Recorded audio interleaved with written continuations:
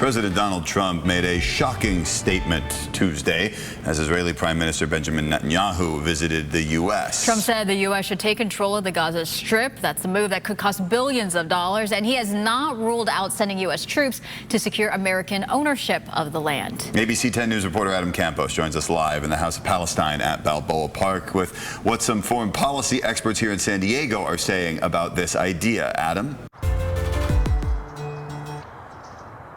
Jared, Mel, this took a lot of people by surprise, especially since this just comes a few weeks after the ceasefire agreement was made between Israel and Hamas, and we've been seeing Palestinians returning to the Gaza Strip, and also more than 1 million Palestinians, they call Gaza home, and many plan to stay, but Donald Trump is suggesting they leave for neighboring countries like Egypt and Jordan, which have been reluctant to accept Palestinian refugees for decades. And yesterday, Egypt's foreign minister said Palestinians should stay in Gaza. And there's questions about how a plan like this would impact the ceasefire. And we spoke to University of San Diego professor about the Trump administration, about Trump's role in the deal just before Trump took office.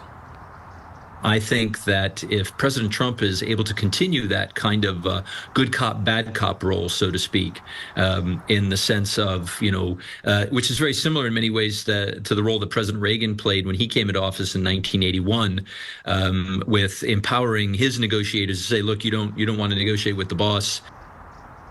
Q mentioned that Trump is typically unpredictable, and Trump often goes against his advisors and negotiators, and that's when you tend to see comments like the one he made yesterday. And according to CNN, the United Nations Human Rights Office warned that doing something like this, forcibly removing people from an occupied territory, is a violation of international law. And the UN says that they hope that the focus is just pushing forward on the ceasefire. And throughout the day, we're going to be talking to more experts about what a plan like this would actually do for the Middle East. So for now, live in Balboa Park, Adam Campos, ABC 10 News.